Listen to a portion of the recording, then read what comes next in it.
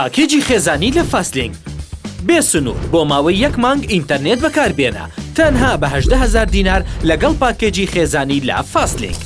ئینتەرنێتێک بۆ خێزانەکە دابین دەکەی کە هەموو ماڵپەڕە نەشاو و خراپەکان سانسۆر کراوە. لەمەوە بەدووە پێویست ناکات چاودێری منداڵەکانتان بکەن. لەگەڵ فاستلینگ دڵنیا بن و چاودێریکردنی منداڵەکانتان بە ئێمە بسپێرن. ئێستا دەتوانن بەشداری پاکێجی خێزانی لە فاستلینگ بکەن لە ئەپلیکیشنی فاستبەی.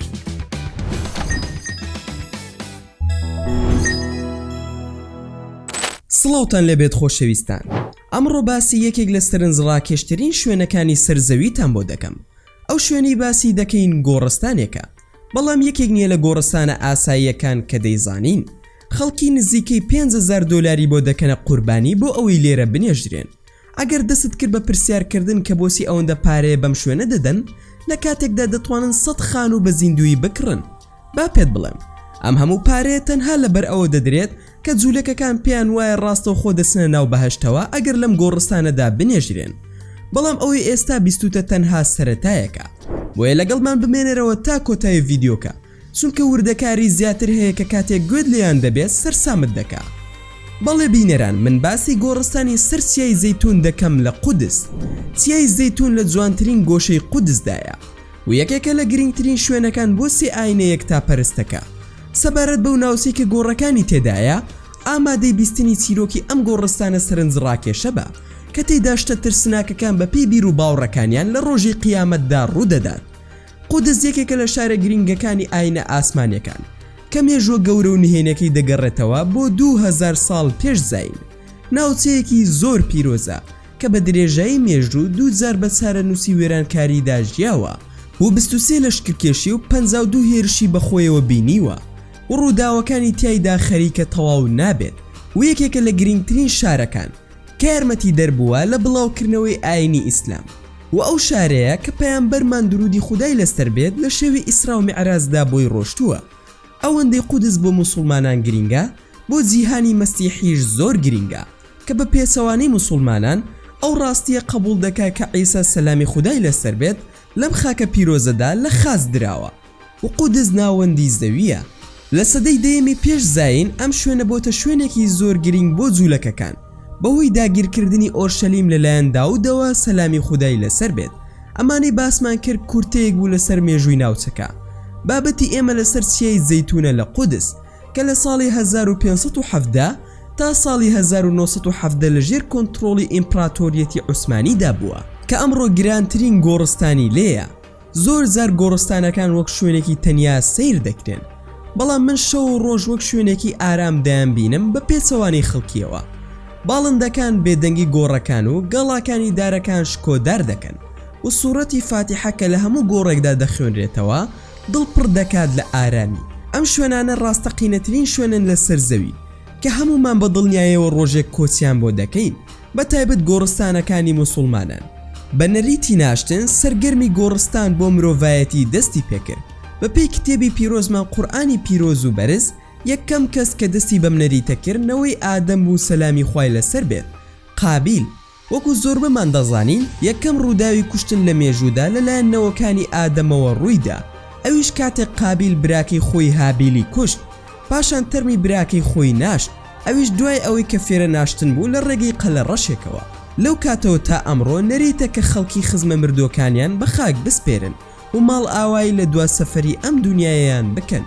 لە ڕاستیدا ڕەنگە ڕاز نەبێت کە بڵین دوایین گەشت، چونکە ئێمە باوەڕمان بە ژیانێکی تریش هەیە. بەتایبەت سەبارەت بەم گۆڕستانی جوولەکەکانی سەر چیای زەیتون لە قودس کە جوولەکەکان پێیان وایە دوای ناشتنیان لێرە گرنتی ژیانێکی گونجاو دەکەن لەو دنیادا.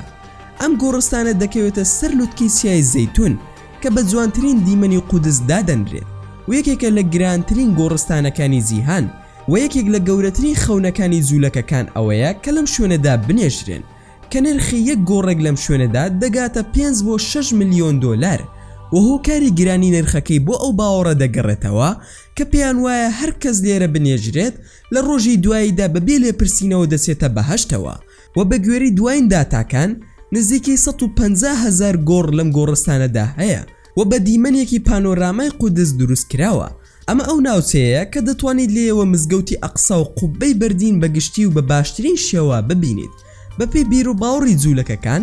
ناشتن لێرە بەندە بەچوونە ناو بەهەشتەوە ڕاستەوخۆ و تەنانەت گرنتی ئەوە دەکات کە لە یەکەم گروپدا دەبیت کە دەچیتە ناو بەهەشتەوە. بەڵام چۆن؟ وەک لە چەند ڤیدیۆیەکی پێشووتردا بۆتانم ڕوون کردەوە، هەمومان لە ڕۆژی دواییدا تێپەڕ دەبین بە پردێکدا کە بە پردی سیراد ناسراوە کە لە ڕۆژی قیامەتدا بەسەری دۆزەخدا هەڵواسراوە. بەپێی ئەو جوولەکانی کە باوەڕێن بەبوونی پردی سیراد هەیە، ئاگری دۆزەخ ڕێک لە خوارەوەی ئەم ناوچەیە دەبێت کە لە ڤیدۆکەدا دەیبینن. ئەم بۆشایە کە لە نێوان گۆڕستانەکە و مزگەوتی ئەقسادا هەیە. بەپێی باوەڕی ئەوان، عیسای مەسیح سەلامی خودای لەسەر بێت دێت بۆ ڕزگارکردنی جوولەکەکان ودا دەبەزێت بۆ چیای زەیتون و لەوێەوە تێدەپەڕێت بۆ قودس. کاتێک ئیسرافیل کارەکانی ئەنجام دەدات، یەکەمین کاروانی جوولەکەکانی ئەم گۆڕستانە لە گۆڕەکانیان دێنە دەرەوە و لەبەر ئەوەی ڕاستەوخۆ لە خاڵی دەستپێکی پردی سیراتن، پیان وایە کە دەتوانن بپڕنەوە بەسەر پردی سیراتدا بەبێ ئەوەی هیچ لێپرسینەوەیەکیان لەگەڵدا بکرێت. ئەمەش هۆکارێکە بۆ ئەوەی جوولەکەکان مڵکەکانیان بفرۆشت و پارە پاشەکەوت بکەن بۆ ئەوەی 2000 لەم گۆڕستانەدا بنێژرێن. بەڵام لە کۆتایەکی تری پردەکەدا گۆڕستانێکی موسڵمانان هەیە کە تا ئەم ڕۆژبوونی ماوە. لەم خاڵەوە شتەکان سەرنج ڕاکێشتر دەبن، بۆیە ئامادە بن. بەڵام سەرەتا با کەمێک شتتان پێ بڵێم دەربارەی چیای زەیتون. قودس هەمیشە داگیر کراوە لەلایەن سوپاکانەوە کە لە چیای زەیتونەوە هاتبوون.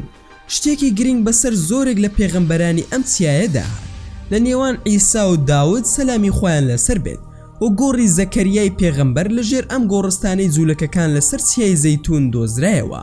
پێغەمبەر داود بۆ یەکەم جار لە ساڵی 1049دا ئاگری فەتحی قودسی لەسەر چیای زەیتون داگیرسان. هەروەها عیسای پێغەمبەر لە ساڵانی سیەکانی زاینیدا لەگەڵ شاگردەکاندا دەسوە چیای زەیتون و لەوێ گفتوگۆی دەکرد. تەنانەت زارێکیان پەیامبەر عیسا چووە سەر ئەم چیایە کاتێک جوولەکەکان پلانیان بۆ کوشتنی دانابوو. ئێستاش ڕوبەڕووی گرنگی چیای زەیتون دەبینەوە کە لە سەرچاوە ئیسلامیەکاندا جێگەیەکی گرنگی لای موسڵمانانیش داگیر کردووە. عومەر خوای گەورە لێی ڕازی بێت لەسەر ئەم چیایە نیشتە جێبووە لە ماوەی ساڵانی فەتحی قودسدا و چەندین کەسی شەهید لەسەر ئەم چیایە بوونی هەیە کە لە سەربازانی سەلاحەددینی ئەیوبی بوون. ئەگەر بگەڕینەوە بۆ بابەتی گۆڕستانەکە، هیچ گوڵێک نابینین کە لەسەر گۆڕەکان بەجێ مابێت وەک ئەوەی کە لە گۆڕستانی ئیسلامی و مەسیحیەکاندا هەیە، بەڵکو جوولەکەکان پارچە بەردێکی بچووک لەسەر گۆڕی کەس و کاریان بەجێ دەهێڵن، وەک چۆن ئەو بەردانە هێمای نەمریە لە ئاینی یەهودیدا. پاسەوانی ئەم گۆڕستانی جوولەکەکانی سەر چیای زەیتون پیاوێکی موسڵمانە بە ناوی ئیبراهیم سعید کە لەم پیشەیەدا بەردەوام بووە کە لە باپیرەیەوە بۆ باوکی و لە باوکیەوە بۆ ئەم ماوەتەوە. زیاتر لە 40 ساڵە وەک پاسەوانی ئەم گۆڕستانە کار دەکات.